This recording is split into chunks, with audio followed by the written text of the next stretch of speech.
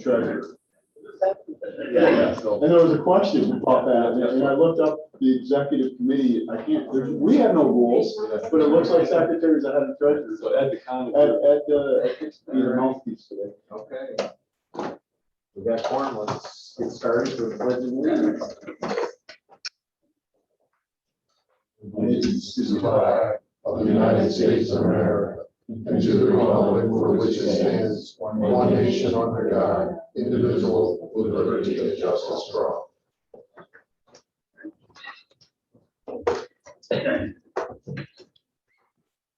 Hey, privilege of the floor. It doesn't look like we have anyone here. Potential candidate for that. So we'll move on to minutes. For the last meeting, everyone's had a chance to review them. I'll entertain a motion and accept them. So there's no question. Second. All those in favor say aye. Aye.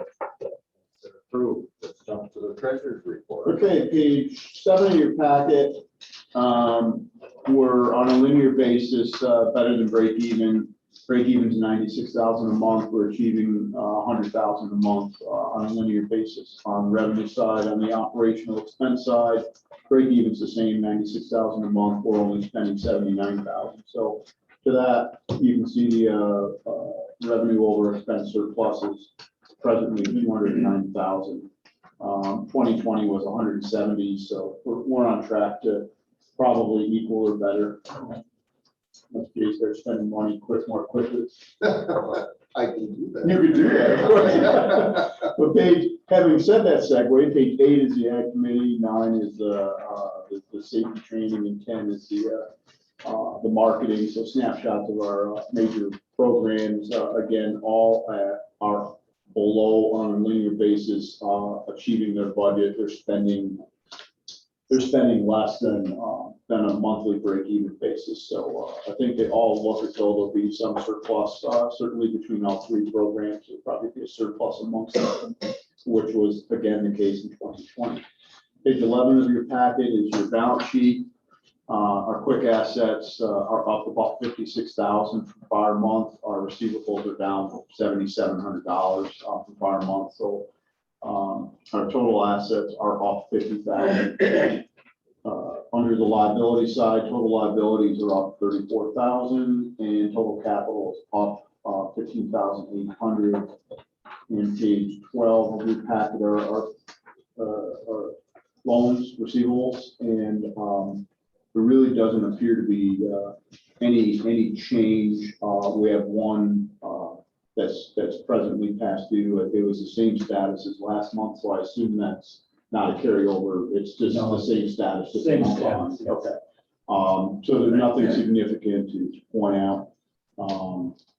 And the biggest payment there did catch up after the restructuring. So we're in good shape on the receivables on the loans. And I guess Lyle or Joy, I'm not sure who would address the question. Joy here?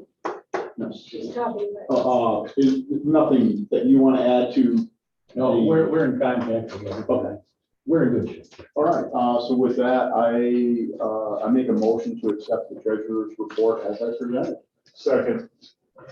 All those in favor, signify by saying aye. Aye. Motion carries. Committee reports. Okay, I get to keep speaking. We had a loan review committee under the LDC. We had one hearing and no other business. So we discussed the Crescent Yacht Club. On the other resolution you packet that I'll address. They're looking for a $40,000 loan to do some repairs, and it is under the RLF loan fund. It's 3% for 5 years. Mostly they're coming to our agency to meet the READY grant conditions, so that through some of the benefits we can offer, that 5% local match allows them to lock into the major loan funding that the state has put out under the READY grant. And Watertown Savings is in the first position, we're in the second position. And Mr. Schweitzer gave us some information about the fact, it's a tourism destination. It's a from 1901 continuous operation.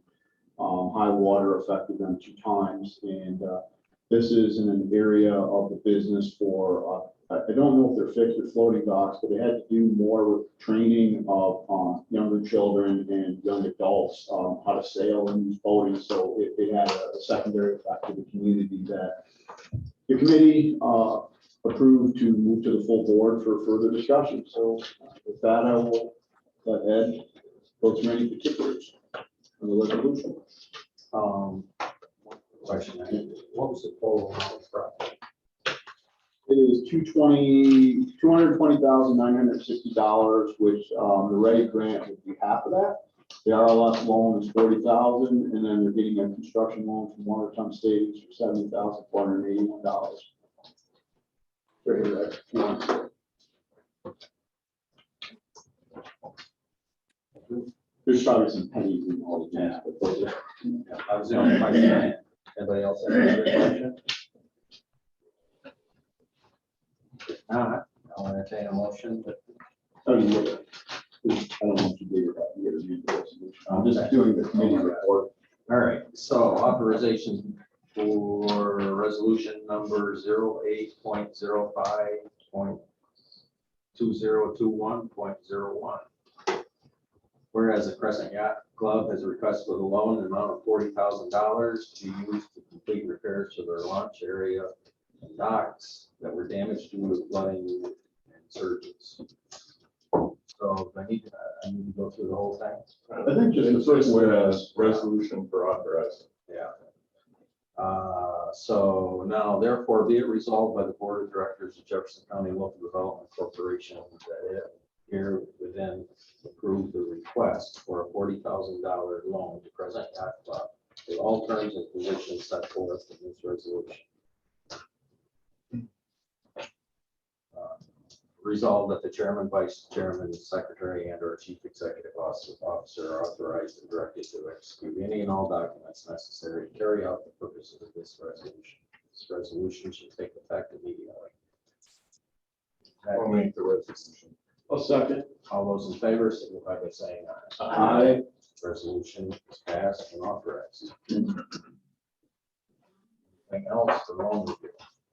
No, we had no other business under obviously. In the case, I guess we can jump to the alternative energy committee. Okay, we did meet, it was on July 21st, I believe. Very good meeting, discussed a lot of issues. One of them was if everybody doesn't have a copy of this, I'm sure you can get it. This is the most up-to-date proposed solar projects for Jefferson County. So we reviewed this, talked about some of those projects. We also talked about host community agreements. And we also talked about utility grade solar developments, kind of what our stance is going to be, which we haven't really finalized yet, but we did discuss those issues. All these things I'm going to add about that meeting. About the meeting, I have a couple things outside of the meeting. Yeah, I had received an email from Katie Malinowski. They've been working with John Zukowski to set up a session with local officials and assessors about the valuation of solar facilities. And timely, the state just released their tentative standards for doing appraisals. So I'm going to talk to her again. Most assessors, it'll probably be over their heads to even use the worksheet. They'll probably need help. So I want to talk to her to see if John can go through in the training session where you find the information to plug into what the state is proposing to be the methodology. So that is coming up, and I think it is early October. I think it'll be announced, but they're working on a date now. Paul, a question to that. Would that be a tool that we might have to use here internally without an assessor's involvement to kind of understand what an assessed value might be as we're doing cost benefit analysis, since we don't get assessments, Absolutely. appraisals on each job? Absolutely. Okay. Some of the things in it that I wasn't overly concerned about some of the things in it, except that it's going to require you to use the zone pricing. Okay. Which I'm sure is why. I didn't see, I haven't spent enough time on it to go through and pull everything out, but you do get to, if they have rec credits, that's included into it. So, but to that end, I wondered if we shouldn't contact Mr. Zukowski and give him one of the OYA appraisals he did for us and say, okay, here's the appraisal you did. If this new methodology was in place, what would that do to that estimated market value? Can he easily go backwards a year or 2 years? Well, that shouldn't be a problem. So I mean, to make it either present day or past day, I guess is my only question. Well, Well, value, Appraiser- I think the question is. appraisers, you give them the date you want it valued as of, and they can go back and do that. as So it might well. make sense to actually update the current ones, so we have a current 5 megawatt. I'd rather look at it to see, we put out numbers Okay. trying to get to it, look at what would have been then. Because each year, there's an effective tax rate calculation, and it changes annually, so. Zone pricing. probably. I think it would make sense for us to contact. My only concern is we technically weren't his client for that it was done jointly for the county, so if there's any concerns about the professional ethics in that, we may need the county to make that request.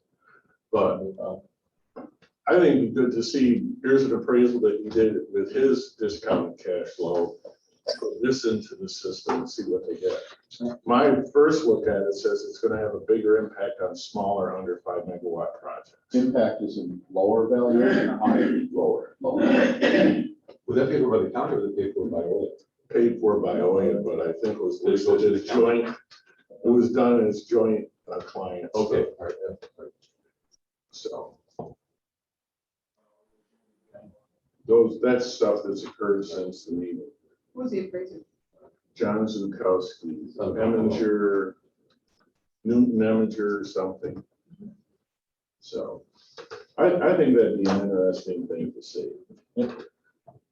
And if we can learn, it looks like if they have an Excel spreadsheet where you plug in these various factors, if we can learn how to derive those factors from an application or change our application to require the submittal of that information, we should be able to get to a preliminary number earlier. I guess once we query John, it would be, if we do have the applicant provide information, how, make sure we can actually verify it somewhere through independent, like, I don't know if zone pricing is published, like rec credits, is that stuff published? I think it is, but I'm not sure how hard we had to dig to find it. Well, you can find it. I think the number I saw for, let's say, Borlax was around $14 and change a megawatt. That's what I plugged in when I was playing with theirs. But there are some other factors, like the length of it, I didn't know. And Justin sent an email that people in his office have been looking at that, the new standards or the proposed new standards, Justin. Yeah, we're taking a look at it both from the industry side and from the municipal and assessment and rateable side of things. We're doing the same exercises right now, trying to look at, traditional assessment profiles versus this discount to cash analysis and seeing where differences may lie. They are proposed regulations. They're in a comment period. Comments are due in about 60 days, and after that, they'll be promulgated. So there may be some revisions that are made in response to comments. We'll see how that period goes, but it's a good step to see at this point where the process is going and kind of getting a sense of where inside tax and finance they're looking to develop and how they're looking to develop this new standard. As you look at this, one of my concerns is it looks like you plug in the size of the facility and they generate the output or an estimated output. It doesn't look like they're using, let's say in year 5, you should have actual numbers you should be able to plug into this report, or historical numbers, what they're actually doing. So I just wondered if it's always going to be, they're going to start this with, well, you have a 5 megawatt project, it should generate this many megawatt hours a year, this is the price, or is there a time when they're going to put actuals in? Because one of my concerns is, we also talked about that some of these projects may not be able to market all the energy they can produce because of constriction on transmission. So, I suppose you could, I'll use the word fool it, but on the input of the gross generation, you could fool it by some discount based on degradation of panels. And these Well, are they have probably a a way to. they do have degradation of the panels built into the system. Okay, so they kind of have a predetermined output. But as we learned at the last energy committee meeting, there's concerns that there's no way to get the amount of power out of here that's proposed in this county currently. So there may be power that's can be generated that can't be marketed, and maybe we need to get a better handle on that. If there truly is more proposed projects than the transmission grid can currently happen, are we the ones that are going to pick winners and losers on which go?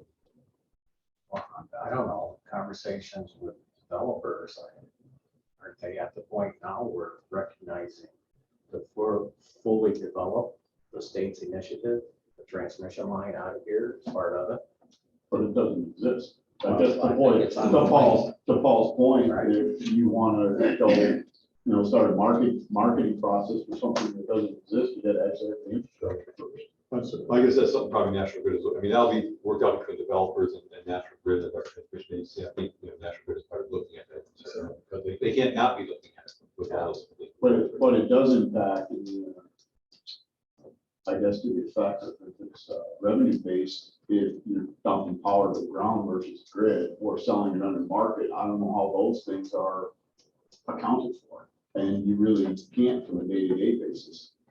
Well, those are just things coming in the future, whether or not there's going to be enough room or a project's going to have to be shelved because there's no way to utilize the generation. So we'll see. That's all I had. Wi-Fi electricity, maybe wireless. The one last thing, these newest standards, if they're adopted, which it looks like they will be in effect for the March 1st, 2022, the next taxable status date. So all our projects that are existing like oil will have to be assessed using these new standards. So it's kind of timely to get on top of this. And it might be worth having John do it as of the date we did the pilot and currently, so we can assist the towns in the first round where they have a project. Is, the last thing you said, is that going to set up a situation where the existing pilots might require a look back either by the developer's request or our requirement? Can't answer that at this point. Because, I mean, I suspect if all of a sudden they feel they should be paying less, there's ways of them getting out of a pilot through default or other mechanisms. Well, I think Justin mentioned that there's concerns that current pilots, when they're put in place, that developers, you can interrupt me anytime, Justin, the developer may choose that the new methodology in full taxation makes more sense than living with a current pilot scenario, and they would end the pilot. I guess. Is that an accurate statement, Justin? I think that's fair. Looking in the big picture, the IDA pilots don't exempt the land tax as it's assessed post-construction, so it converts to a commercial assessment without any ag exemptions, and that's paid no matter what. So that isn't a metric that will be affected. That's just a commercial assessment versus traditional agricultural assessment. It's the added value and the system assessment that is going to be subject to this new analysis. Using very macro metrics, what we're seeing on average is something like $1 million a megawatt being a derived amount of assessed value. Some places are a little less, some are aggressively more, just kind of depends on where you are. This new discounted cash analysis is going to standardize the approach, which is good. If you have an existing pilot with a metric similar to yours, the 5,500 per megawatt AC and an escalator there, what we're seeing based on the current assumptions of around $1 million a megawatt is that the effective abatement is something like 75% abatement on the total value. What they're paying on that fixed payment is, and what they're enjoying is something like a 75% abatement.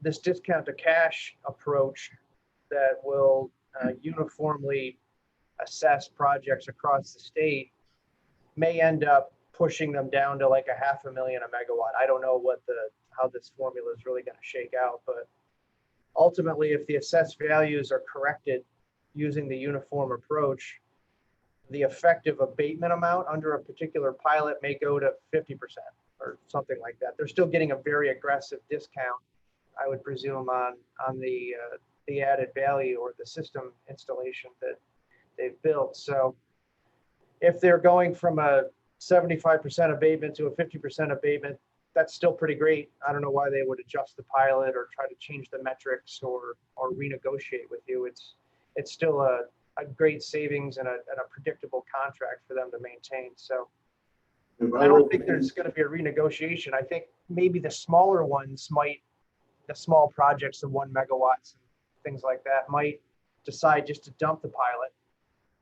We'll see. It's always up to the company to exit a pilot if they want to anytime. So. Well, that's one of the things our starting high and all catching up. The one thing that it was included in the standards, if I read them correctly, is that when this punches out a value, it includes the land value is part of their value estimation in the discounted cash flow. So the assessors are still going to have to do an extraction of what portion of that new value is on the land. Yeah, that'll be important for us to administer pilots.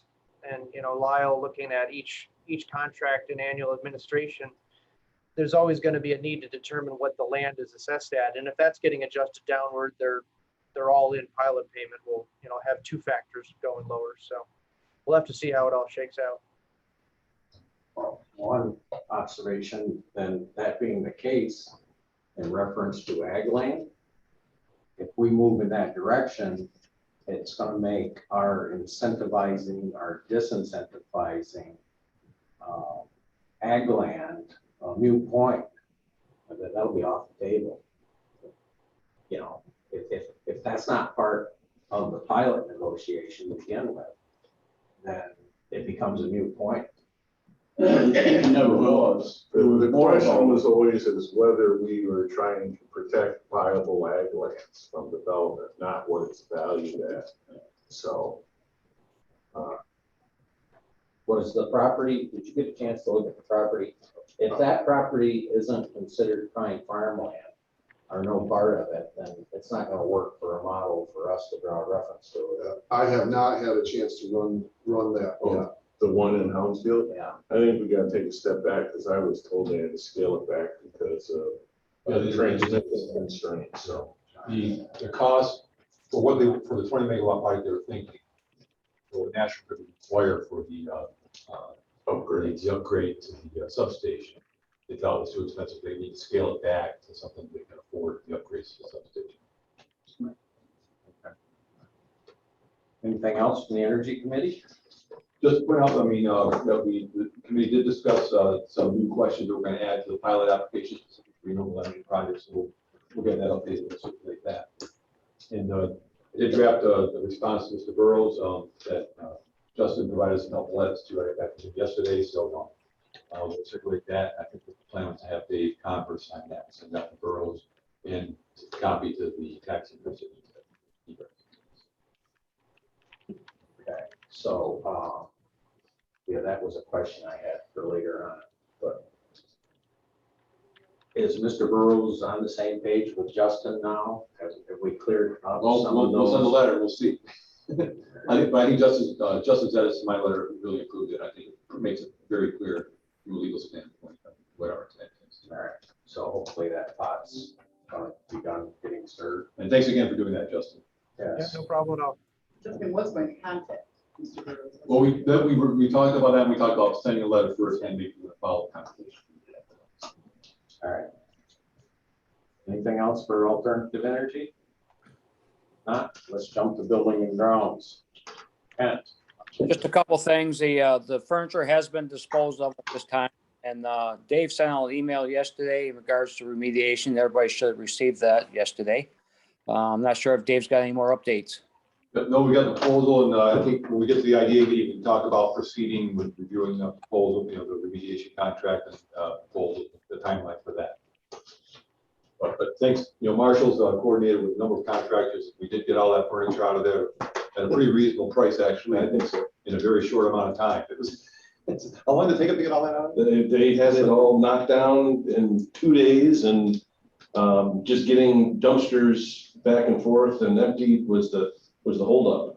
But it was Capital Construction did an amazing job. So it's wide open in there now. so that's all settled out. They got paid. Yep. Well, we've been invoiced. I don't know if we've sent it out yet, but we've been invoiced. Okay. All right. Nothing else for buildings and grounds? Let's go to council reports. Jay, Jefferson County Ag Development. Okay, well, thank you very much. Jay's been busy. It's been a very busy time, yes. I want to follow up on the Energy Committee report.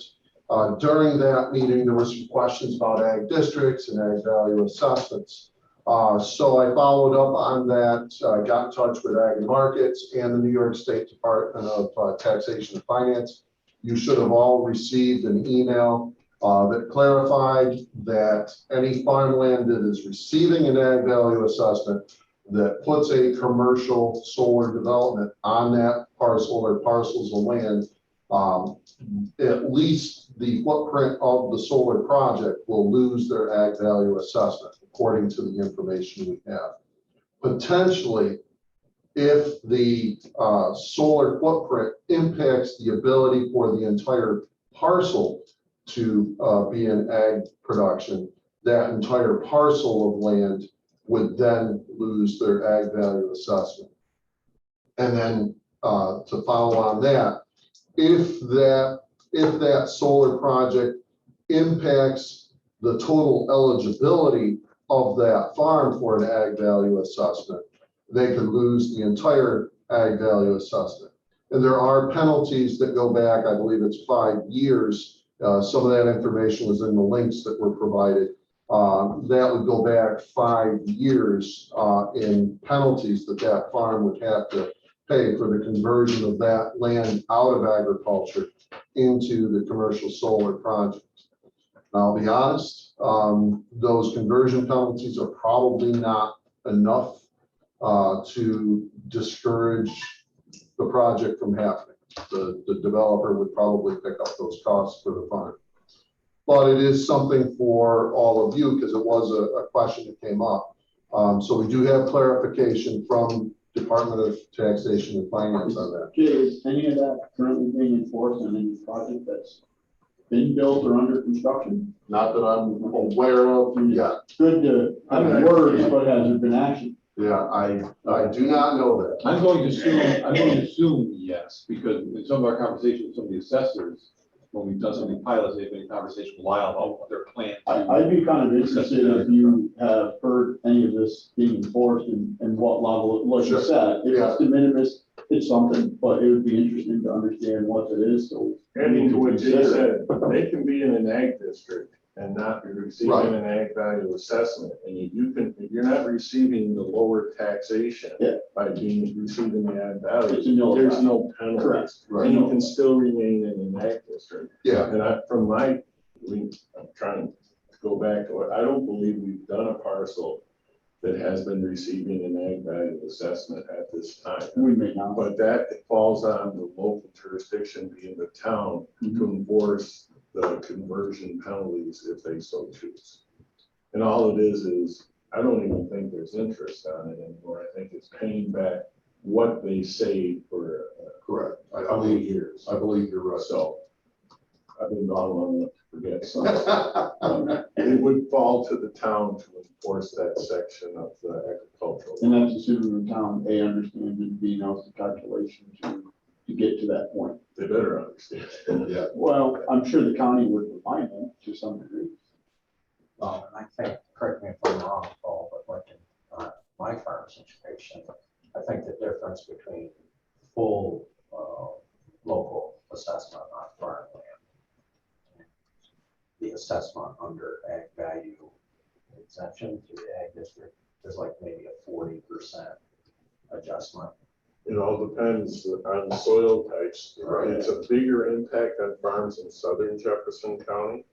Up in northern Jefferson County, there's not a lot of ag value assessments. There's some on the bigger farms. But, you know, they're assessing it at $600 an acre, and it says it's $450 the soil type. Yeah. A lot of farms make the decision that it's not worth the hassle and having their hands tied for that X amount of dollars. Yeah, and then they have to go back every year and refile and Yeah, so on, so. Some have chosen that it's not feasible, but I don't believe in the Orleans Clayton project, any of that land is receiving an agricultural value assessment anyhow. But if they move the parcels, so, yeah. But if Orleans has a bunch. yeah, they will definitely run into that. That won't be a question.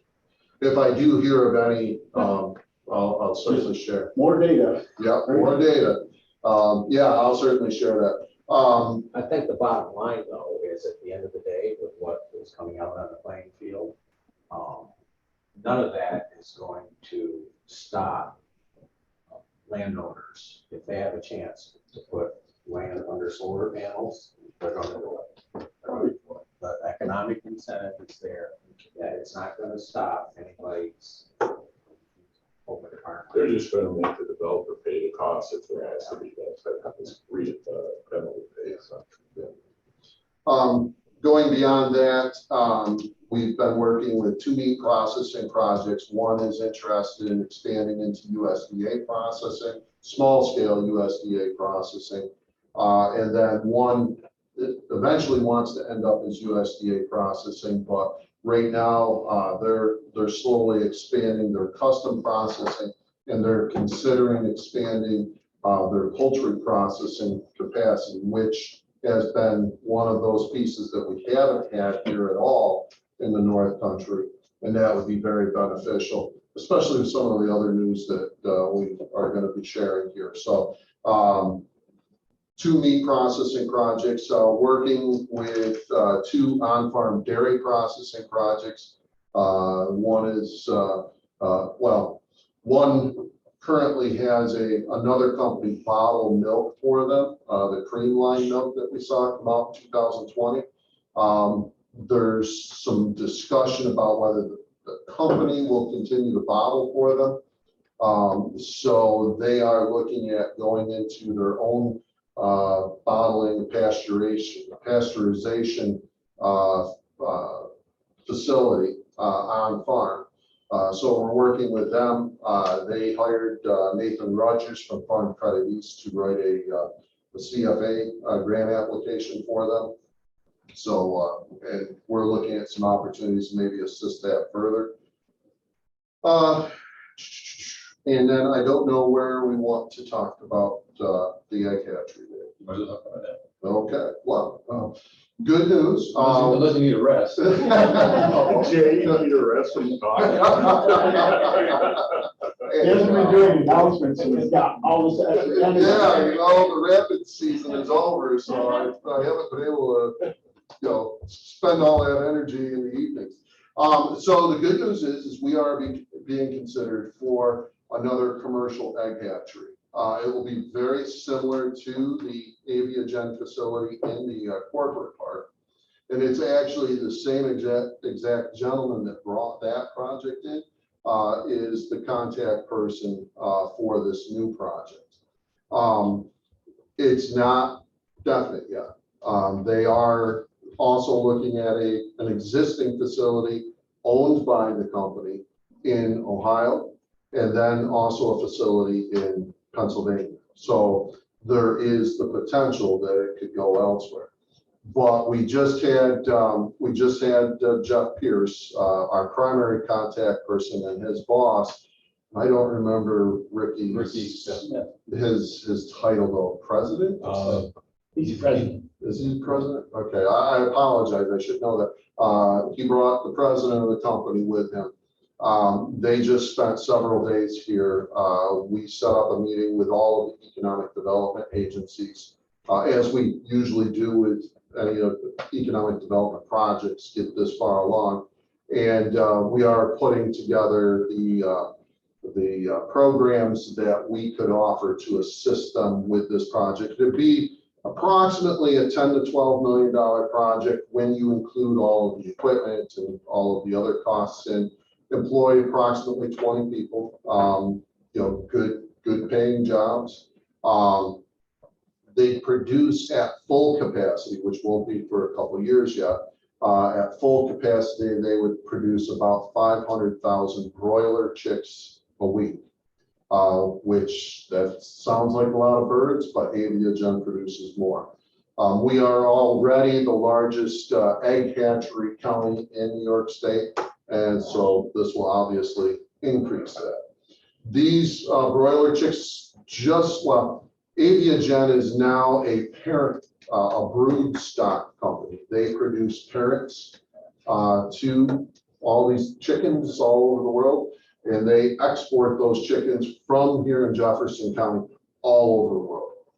Their job is to lay eggs. Yeah, the parents lay the eggs, but they could be egg layers, they could be meat chickens, who knows? It all depends on what the company orders.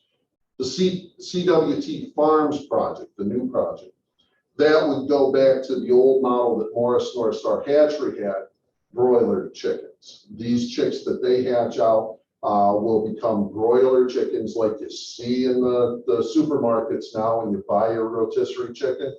Those are broiler chickens. And so a majority of those would be exported into Canada. So if you think about it, we're expanding again the amount of products, the agricultural products that are being exported out of the United States. So it's pretty significant to see this happening here in Jefferson County. All of these agricultural products that get exported all over the world. There will be some excess chick production from time to time. CWT asked if we could put them in touch with possible local markets, and I did that yesterday. We do have one person who's growing poultry production here in the North Country through his farm and other farms that he works with. He has a very good market and some high-end markets. So there's some opportunity there to grow our poultry production. And as I mentioned, one of our meat processing companies is interested in ramping up their poultry processing. So I can't say that this will happen definitely, but there's potential for a strong local ripple effect. The other thing that CWT asked is Midway International Logistics. As we know, USDA and inspection services, and they have contact with a lot of trucking companies. CWT asked if we would put them in touch. So we did that yesterday as well, to try and create some relationships there that might benefit both CWT and Midway International Logistics. So it's pretty exciting. The challenge is we need to move quickly. Their timeline is rapid. They would like to be producing by midsummer next year, which that's a very fast timeline. So that's attractive. So the other two locations, the facilities they can move into to start operations. Yeah, our big thing is they know what kind of relationship they will have with us. Just like I said, what we did yesterday for them, and that connection to the Canadian border, plus the whole ag park. As I said a long time ago when we started talking about the ag park, that is the gem that will attract these types of businesses. And it did in this case. The fact that there's a park dedicated to agriculture, there's already the components, the steel structure to a building that was available, that will help reduce project costs and speed up construction process. That was huge in encouraging CWT to give us some very strong consideration. So it's large enough for the system building. It's not the complete footprint of the plant, but it solves the initial problem. I think I can say this, what they're doing is the existing building that they're going to construct, or the steel from the building that they're going to construct will give them operational status, and then they will be continuing construction to add to that footprint that they want. So it'll allow them to get up and running, and then they'll be continuing that construction to add in all the other pieces that they need. So. How many square feet are they looking for, Jack? 28,000? Yeah, it's just over 28,000, somewhere between 28 and 29,000. How's that compared to Abington? Excuse me. How's that compared to the size of Abington? Very similar. I believe Avia Jet, if I remember correctly, is around 25,000. So it's very similar. And I'll ask the same question I asked in public Sure. that I asked privately. It's a great question. Why didn't they consider the existing industrial park and be co-located near Abington? Don't they have some, Sure. parent company lineage or something? Yeah, there's some lineage there, but as I said, it's a matter of biosecurity. Avian pathogens tend to be airborne, no pun intended. And so you want to locate these facilities, poultry facilities, at least a mile apart. These two facilities will be a touch close, and they were nervous about that, but they feel that it's far enough, there's enough topography that there wouldn't be an issue. The one thing that they have asked both of the developer, at the ag park and of us, is please don't put any live poultry facilities close by. They understand our situation that, if somebody wants to come in and build a big poultry processing plant close by, we're probably going to do it, but it is something that we have always been with Aviagen very sensitive to. So I would say too that, in several meetings that we had with this, Jeff Pierce repeatedly, mentioned what part of the reason looking here because of the relationship we had with this agency and Jay and the support he had from us when he was here with North Star. And as far as the infrastructure at the location, they're evaluating sufficient power. The road's obviously good. Hopefully they put a traffic light in, but. It's up to the town and everybody else. I suppose they can pick chickens up at 3 a.m. It won't bother anybody. Yeah. Well, it will increase tractor trailer traffic. But I mean, I'm sure there's no timetable to do it through normal business hours. Right, yeah. It's not like a bus garage where they have to pick children up on a schedule. They pick chickens up anytime. Yeah. Well, Presumably. yeah. Within 24 hours. So So. this answer, what came first, the chicken or the egg? Yeah, Well, I said that. I was gonna make that joke, Paul. I'm pretty sure it's the chicken now. So I have a serious question. Sure. They hatch them at this facility. Yes. And this comes from has nothing to do with what we're proposing. Do the eggs get shipped in there, then incubated? Yeah. So the eggs come from somewhere else? Yeah, they have their laying operations down in Georgia, Arkansas, the southern United States, where our poultry industry trended to. They bring the eggs up here within 24 hours of laying. Those eggs will be sitting in this facility. This facility will, they'll put them in incubator rooms for 18 days. And the incubator room simulates the hind end of a hen chicken. Yeah, humidity, airflow, temperature, everything is controlled by computers. Then after 18 days, they remove the trays. The computer examines each egg to determine if it's viable. If it's viable, it goes into a hatching room for 3 days. After 3 days, the egg hatches. The highest paid people in the facility are the sexers. He gave us a better term to use, but I like using the term sexers. And they look at the wings. They don't look at the butt end, they look at the wings, and they determine the sex of a chicken. The girls go in pink trays, the boys go in blue trays, and within 24 hours of hatching, they are on the road to their markets. The only two, while the eggs are incubating, they're inoculated. They'll, the needles, they inoculate the chicks against the bees while they're still in the egg. Right through the egg. So, I know, you want. No. There's a show called Dirty Jobs, and they've been through the whole hatchery thing, and there's certain things like alligators, which are now cropped for food service, where they, something they do during the incubation can determine its sex, but that's not the case with chickens. They can't control what gender, I should say, to be correct. Yeah, Chicken is. I don't know that answer, Paul. All I know is when it comes out, they look at the wings, and depending upon the wing design, it's a boy or a girl. So, yeah. So That's that's more questions when we get to the idea about process with it. sure. Sounds good. Interesting. All right. Dave, anything? One question, which lot is it on down there? I don't remember the number. It's the far left corner as you go down Alexander Drive. It's, or no, excuse me, it'll be between Casnovia Equipment and Eagle Beverage. There's an empty lot in there, and that's where they're building. Towards both, not away from both. Correct, towards both. Thanks, Jay. Anything else you need me to cover on that, Dave? Thank you very much, folks.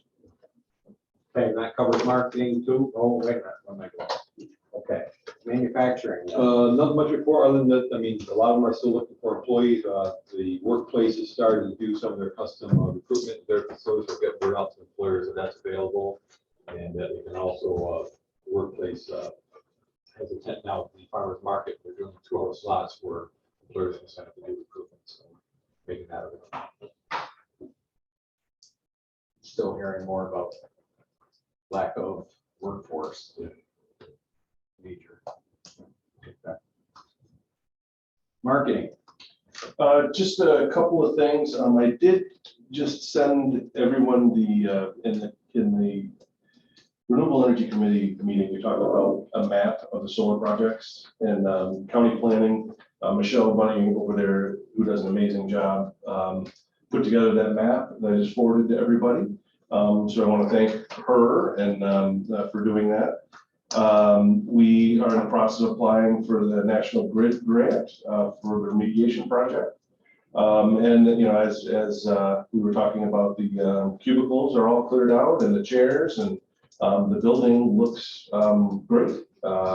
It's all vacuumed up and it's ready to be demolished. So you want to be in good shape before you start the demolish project. Yeah, not like this big man.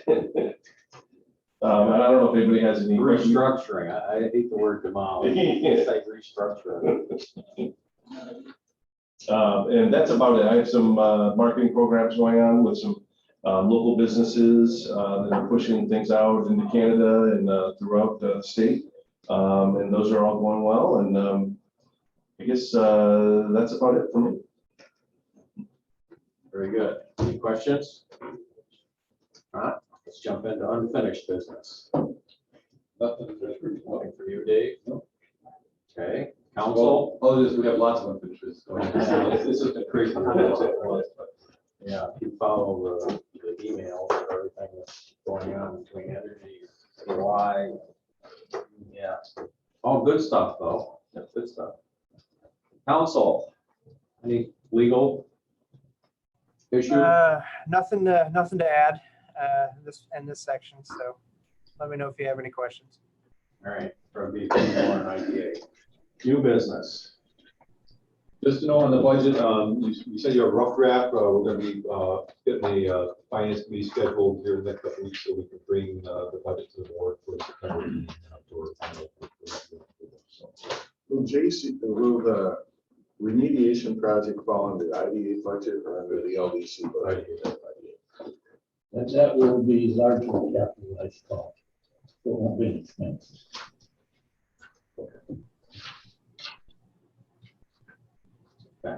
All right. Is there anything else? Any other issues? If not, entertain a motion for adjournment. Yes. All those in favor, say aye. Aye. Motion carries.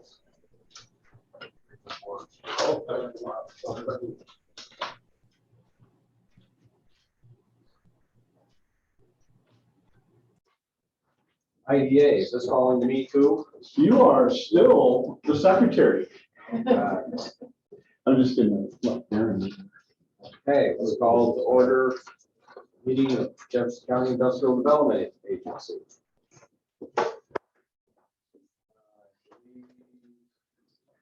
Good. Good. I'll open it up for the privilege of the floor. Does anyone have anything to bring before us? Not, I guess we'll move to accepting the minutes. Prior meeting. I'll make a motion to accept as presented. Anyone have any questions? Not, all those in favor signify by saying aye. Aye. Motion carries. Into the treasury report. Page 54 of your board packet. The revenue side, linear basis, 109,000, some change is break even. We're actually accruing 184,000 per month on the average at this point. It'll slow down a little bit.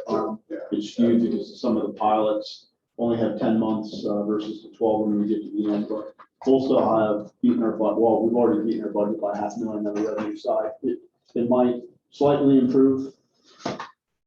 Not a hell of a lot, but it'll slightly improve. The bigger one is how much are we spending? So on the operational expense side, we're still spending less than budgeted. It might be very close to probably having 100,000 surplus, as in not having spent as much. Close. 109,000 a month is break even. We're spending 108, so it's pretty close at this point. Looking down through some of the expenses, bad debt, it doesn't appear we're going to be writing things off this year. So some of those kind of fall to the bottom. There's some other expenses that weren't necessarily budgeted for. The expenses like 146 Arsenal and stuff like that. That'll be a big one. We also have some income. Correct. Yes. Hopefully it offsets. So year to date, we got 759,000 surplus revenue over expense. It's very good. Certainly only see that improving and not necessarily falling backwards. Page 50, I think it's 5. Page 55, your board packet is your balance sheet. Quick assets were up 400,000 from prior period. Receivables are down 500,000 from prior period, and then the other categories de minimis. Current assets are down 103,000 from prior period. Total assets are down 135,000 from prior period. Current liabilities, total liabilities on page 56 are up 36,000. Total capital is down almost 172,000. So we're still in very good shape. Significant reserves, good metrics, very good balance sheet. Page 57 of your board packet is 146 Arsenal. Last year we spent about, in real money, taking away depreciation and things of that nature that are more book entries. I know they're money on the balance sheet, but we've spent a little over 92,000 last year. We've actually spent 143,000 this year. So I think some of the expenses are kind of creeping. I'm kind of curious, the electric seems to be still pretty significant, and there's nobody in the building. Are we getting drain off from like construction costs and usage, and like some of that can zero out when the light takes over? Well, they're in there working. Yeah. On the floor. Using whose energy? Are they bringing their own generator? It seems to be out of line with what we're doing. I think considering we spent 61,000 all last year, and I know a significant portion of that is heating through the winter, so probably 80% of it's heating through the winter. But I just raised a point. It's like the construction project's getting a free run at this. Maybe I'm too biased towards that, but I don't know. Public money's not mine. And then also the salary expense is more significant than what we budgeted, I think because of the, we felt we'd be out of this venture by now through the remediation and next year, we're probably. Yeah, gonna be North for 12 we're months. gonna be done with that position at the end of August. Okay. But end of August, so as soon as we close the Y, salary will be picked up by the Y or is he our sort of on-site project manager, for lack of a better? Yes, so we look for something else. Okay. So we give them a notice. All right. We actually were gonna end it earlier, but with things going on, we needed them there until we get the remediation started, so. We gave them notice that we did it. Okay. And we're working with, trying to help them find something else. So this is just a snapshot, but it is on the balance and other sheet. I mean, certainly we have many other surpluses and not that this is insignificant, but it's probably at least 150,000 more than we budgeted, just did a quick snapshot. So it's the one minor disappointment for the year. Everything else has been plus, so. Happy. Yeah, and we knew that, pushing this down the road, that we were gonna have those expenses. Correct. So 60, 61, 62 are our major loans. I don't think we've gone backwards on any of them. There are a few that are caught up and there's a few that are still delinquent, but they might have been 2 behind. Now they're only 1 behind, and, one maybe is unchanged. So I think with regards to all 3 programs, from what I can see, and whether it's Joy or Lyle, do you have any better information that we're not falling further behind on any of them? No, these are still solid. Yeah, And it looks like. we're in contact with them, so.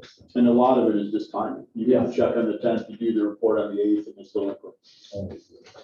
uh, So with that, I make a motion to accept the treasurer's report as I presented. Second.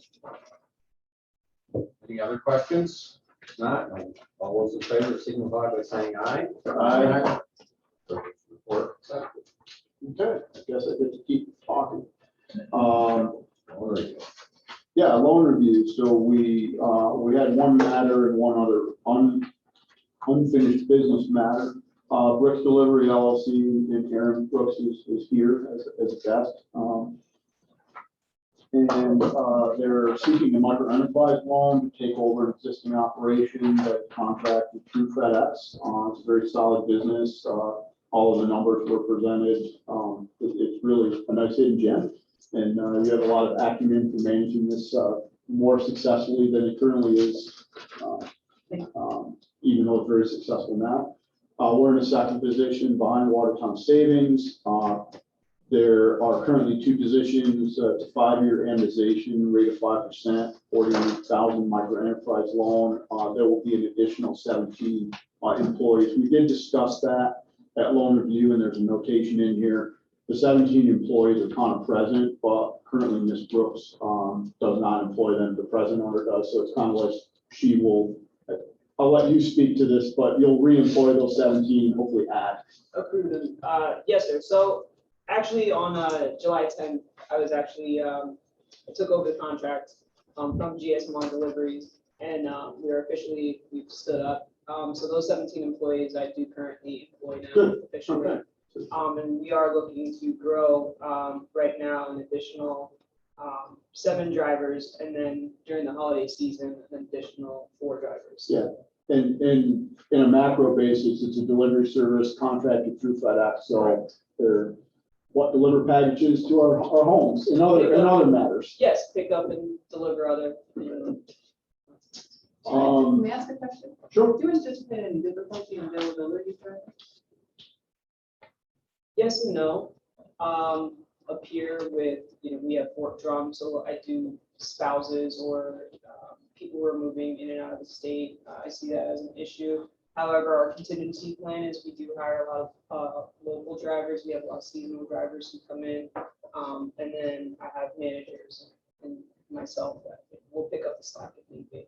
In your business plan, your predominant focus was contracting FedEx, but in slack periods, you would deliver other items. I think it was mentioned in there. I don't know if that was presently in the business plan or like, I think there was, and I forget what the names were, like Blue Plate. There was like other delivery services. Is that something, or did I make that up? Did I just give you a new business plan? I thought I read it somewhere, frankly.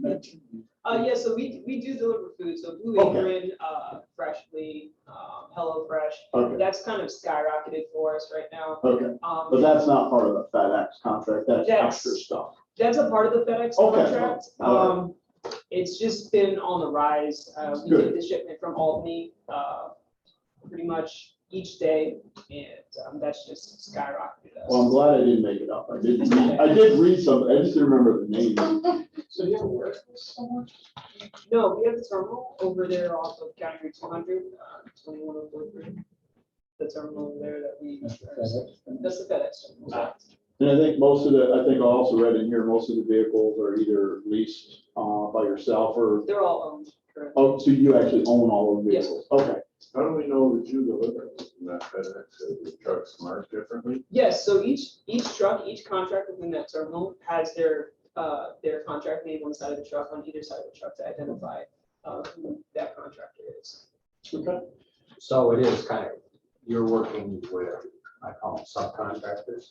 I mean, what, will there be 17 different private or more individually labeled trucks? No, they're all labeled under Brooks Delivery. Okay. My drivers don't work for FedEx, they work for Brooks Delivery. We're just contracted through FedEx. We work out a contract with them to pay, things like that. What they really do is they lease, quote unquote, our vehicles. Alright. So, loan review concluded, move this to the full board with a strong approval to, consider the resolution and approve the resolution that you have it. Yep. Okay. We'll let me. Here it is in there, please. All right, was there anything else you'd like to add, since you're here? What's your business? At this time. Okay, very good. Glad to have you come in. All right. So I need a motion to approve resolution number 0805-202101. It's the resolution for authorizing micro enterprise loan to Brooks Delivery LLC. Where's the motion? I'll second it. All right. So all those in favor, do I really need to read this? No. No, we just need to read the first word. All right. Whereas Aaron Brooks, owner and manager of Brooks Delivery LLC, requested by application of this agency a micro enterprise loan in the amount of $40,000 to take over an existing courier business contracted through FedEx. So we have a motion and a second, all of authorization of this resolution. All those in favor signify by saying aye. Aye. Anybody opposed? Motion carries. Resolution passed. I'm gonna just continue on with the rest of the, loan review, committee report. So we had one matter that, so we put it under other and unfinished business. At the time we met in loan review, Jailhouse LLC hadn't completely submitted all of the documentation. Thank you for coming. Thank you. They haven't completely, submitted their application for proceeds. Lyle and Joy had some early information, we read it. Loan review at that time was just John and myself, so still a quorum. We decided, since we didn't want to hold this matter up further, to move it to the full board. But I think the full board, including myself, will now hear all of the facts, so that we can consider this, but we still really don't have this on our agenda, or no, it's under the, it's under later on, under council. So we actually have all the facts later on. Just as it was about a $2 million investment. They're looking for just sales tax savings, no pilot, just sales tax abatement only. It is both an inn and a bar restaurant. There's look like some other significant improvements going on. It's in the town of Henderson. It's in what was called the Deal House, as the name says. It'll be 5 full-time employees, 11 part-time. Their opening is scheduled for fall of 2022. They're doing pretty significant renovations presently. So that was in there. Then we also brought up and had a brief discussion, was Justin and Dave gave us some information on both DigiCollect and Convault. They're on our agenda. DigiCollect is on our agenda later, so we'll let that fall to council later on. Convault, I think just We went through that the LDA, land development agreement, was in final form, waiting for Harry to review it and get a general certificate of business. And then I think just after that, Justin, what I'd say it's just procedural at that point. Yeah, as part of the execution of the LDA, we require a general certificate of the company that we're entering into the contract with, including their operating agreement, their good standing certificate, and all that good stuff. And one of the main reasons of doing that is the assignment provisions within the LDA restrict assignment of the document to third parties. Harry could use a related entity, another LLC controls, to step into the shoes of that entity, but generally, just like any IDA transaction, we have an assignment kind of gatekeeping mechanism. So the general certificate just helps us identify who has the equity in Convolt Energy LLC. We discovered, or at least when we asked for him to submit the general certificate contents to us as part of the LDA closing, he hadn't registered his Delaware LLC in New York yet, which is kind of a technical little thing, but it is a registration to do business in New York. I guess he's getting some bureaucratic static, if you will, with the Department of State. It's a pretty simple registration, quite frankly, and someone could just do it with a fax machine. But that little step, I think, is what's holding us back from signing the agreement. Hopefully we can get it bound up in the next week. So on Convolt, that's the last procedural matter that exists before physically starting construction? No. Well, geez, no. That's to sign the LDA. To sign the LDA and have an enforceable option in his favor, yes. I meant from our agency's view. I know there's a lot of other stuff he's got to Oh, do. geez, yeah. Well, procedurally, we're going to issue a 90-day notice to the state for the disposition of land.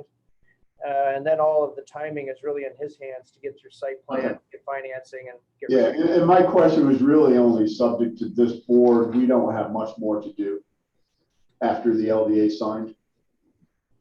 Lyle and Dave will be coming back to you with infrastructure development details, including roadway construction, finishing up water, sewer, and the electric. But those are IDA ministerial. Well, yeah, that's part of the plan all along for the business complex. But once the LDA gets signed, as Justin said, he can then start a site plan review.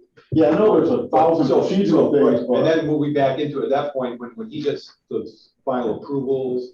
And after we've done 90-day notice and he gets the permanent financing in place, then we close on the pilot. I mean, we've done the authorizing resolution and approved the procedure, the LDA. The pilot comes back for a final look-see once all the real numbers are in there. But it's just making sausage at this point.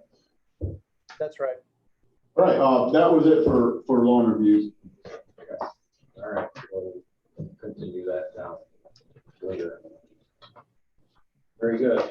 Unfinished business. What's our update on the Arsenal Street project? So I'll simply, we just received the other day the lump sum proposal from self-construction for doing remediation work. Justin's colleagues in are working with, after reading this morning, I think, in fact, with Purcell to kind of finalize details of the AIA contract put in place to govern the work. So once that's all done, we'll get that to you for approval. So I'd like to, we talked about timeline, and I think we can coordinate this with what we need for Cwt Firearms. If we could plan on meeting early the week of the 16th, 17th, or 18th, early that week, the special board meeting to approve. That'll give us time. We'll get you the proposal, the contract for review, so you can approve it at that meeting. And then we talk further. Your initial ask was, could we do something 10th or 11th? Now it's all moved to the week of the 16th. Yes. For both CWT and yeah. One thing about the week of the 10th or 11th would be for a loan review of the CWT. Oh, yeah, I do see that one. Okay. Which I suppose we could also, we have to be to approve the moves before board, if that's a consideration, since, well, actually Dave and John aren't here. There's other two members of the loan review, otherwise.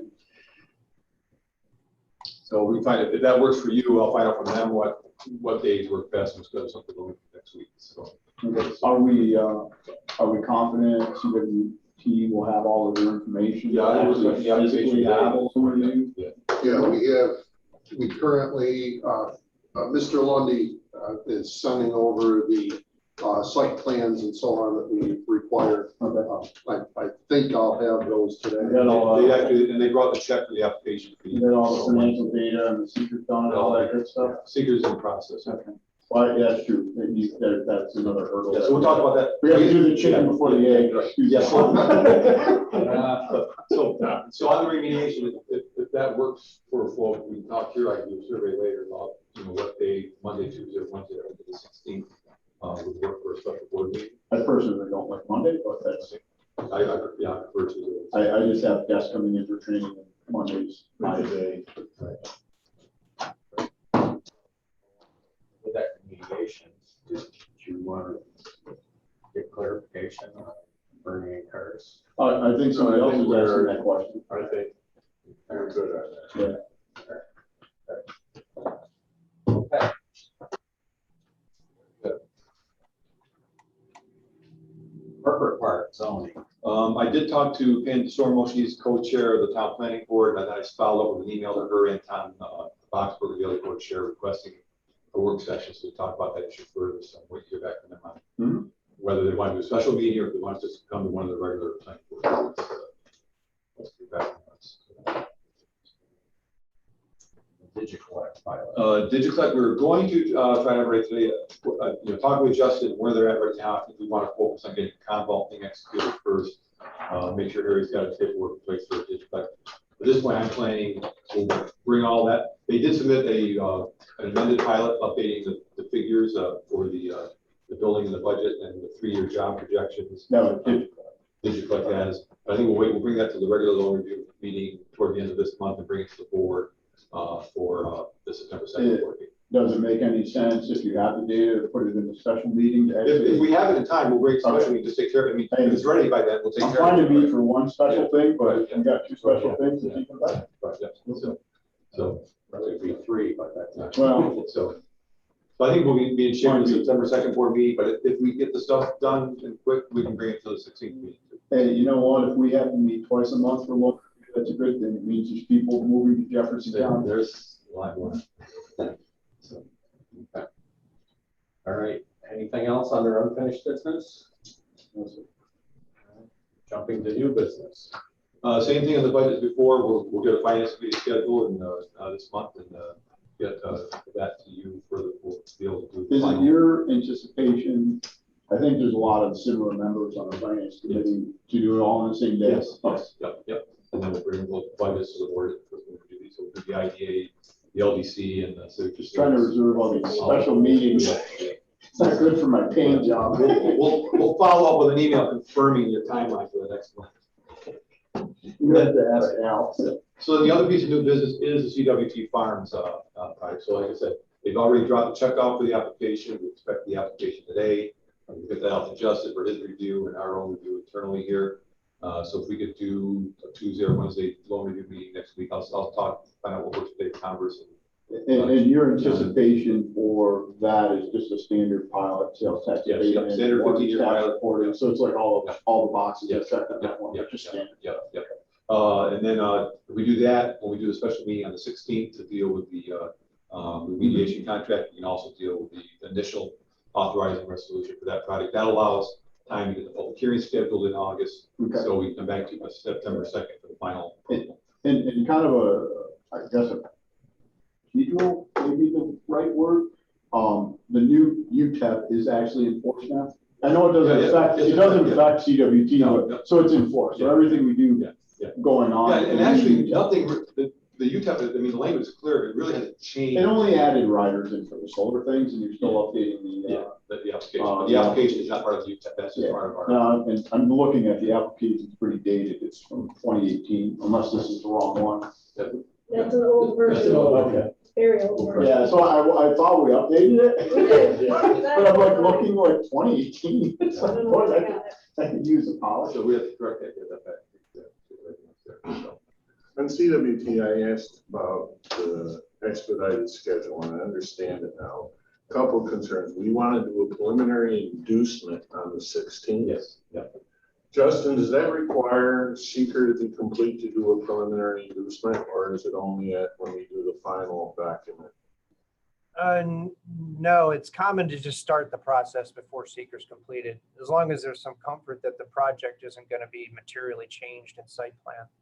And they're doing, The costs don't change, the layout isn't going to substantially change. We often start the process before seeker's complete. The major thing to keep an eye on is our project authorizing resolution, the final stop on the road can't precede seeker if there's another lead agency taking that role.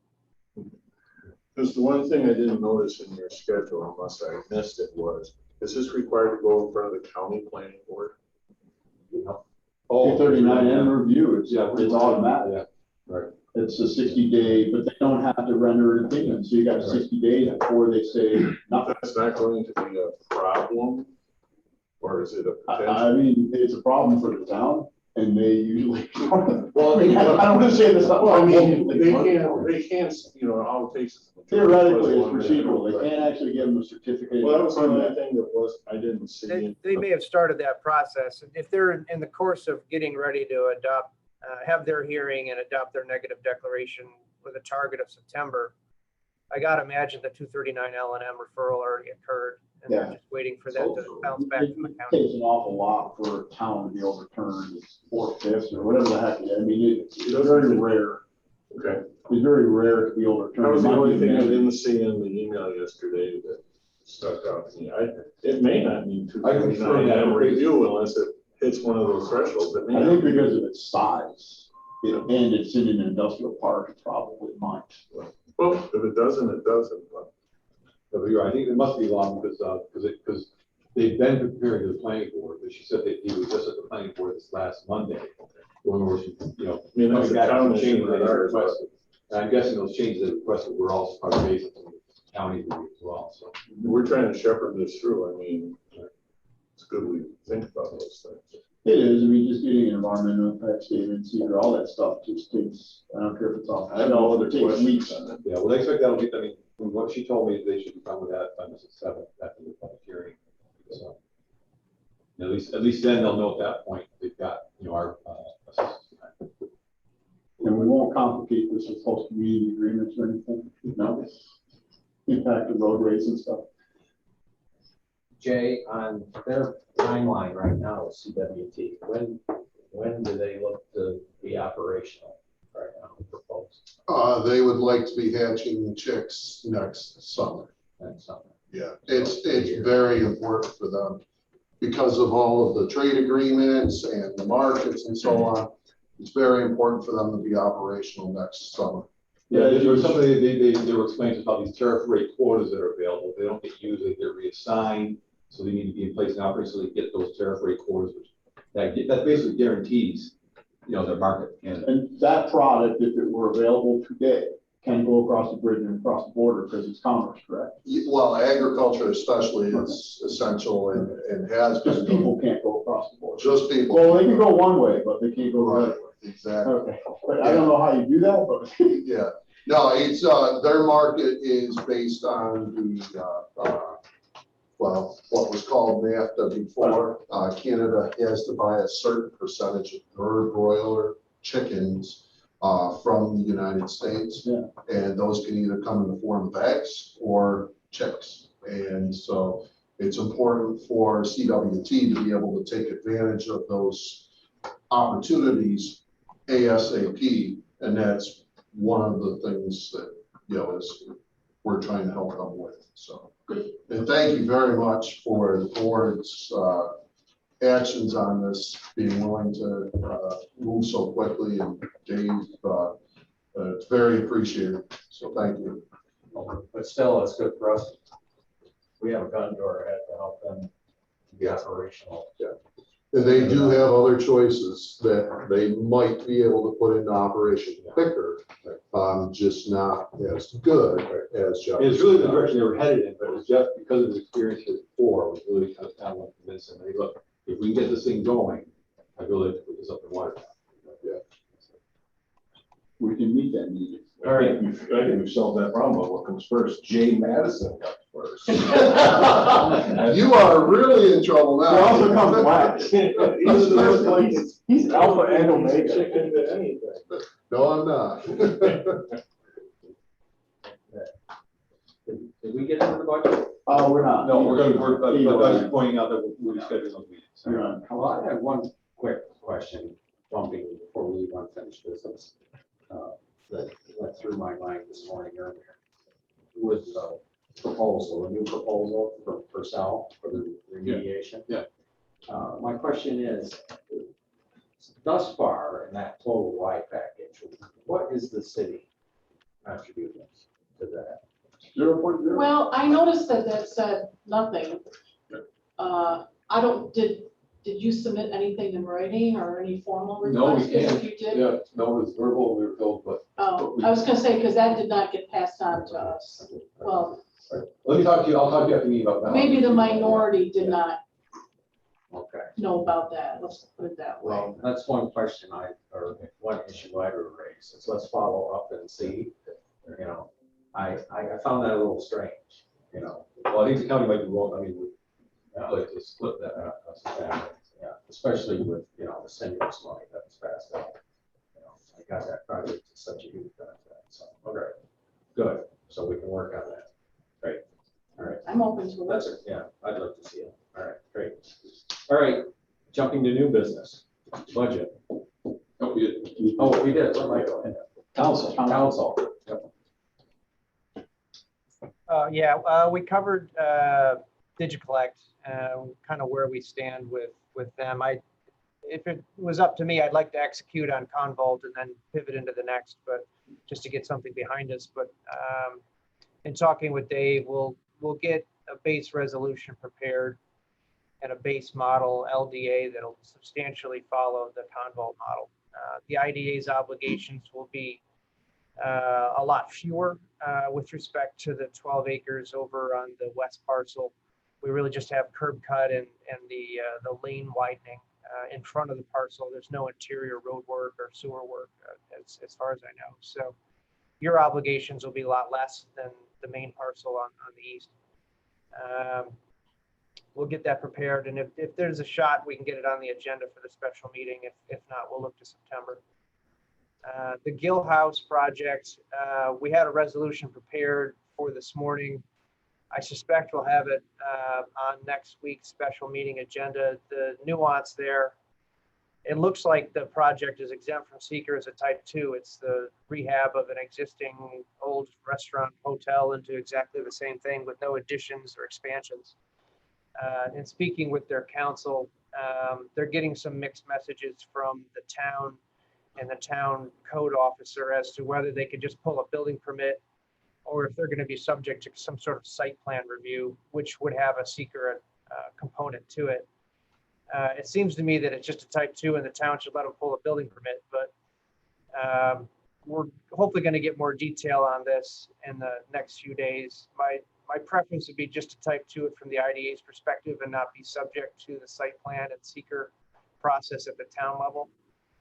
But I just want to get some clarity before we approve the project and avoid the prospect of jumping ahead of the town, which we, personally, I hate to do if they have local discretion on building and planning. So we're hoping to clear that up and get it on the agenda next week.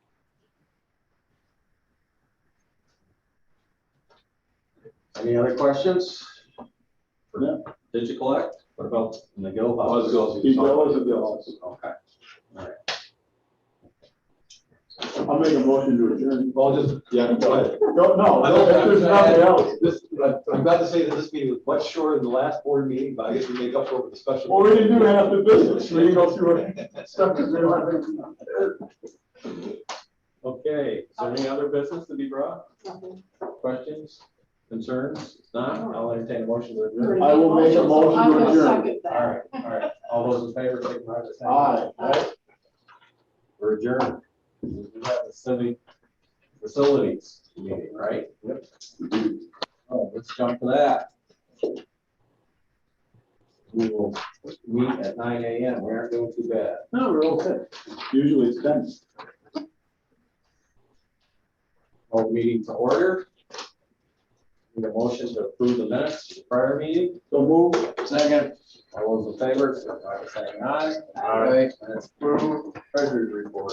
Page 4 and 5-year packet, we received our $3,000 fee income. That is standard. That's the only change from basically all year. There's $17,000 in the checking account. We received another 3, so we have $20,816 in no expenses. So it's the best balance sheet ever. I wish we could add zeros on here. That's page 4 and 5-year packet. I will make a motion to accept this treasurer's report as presented. Second. Second. All those in favor? Aye. Report accepted. Committee reports. Any committees?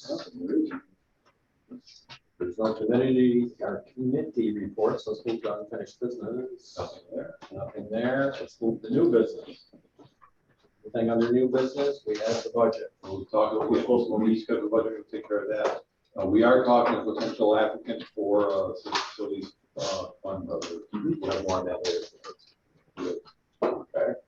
Good. Some other new business, anything else to be brought before the board? Okay, we'll adjourn. So moved. Second. All those in favor? Say aye. We stand adjourned. Whoa. It's not a marathon. That's great. I just. Great morning, great day. Thanks, you too.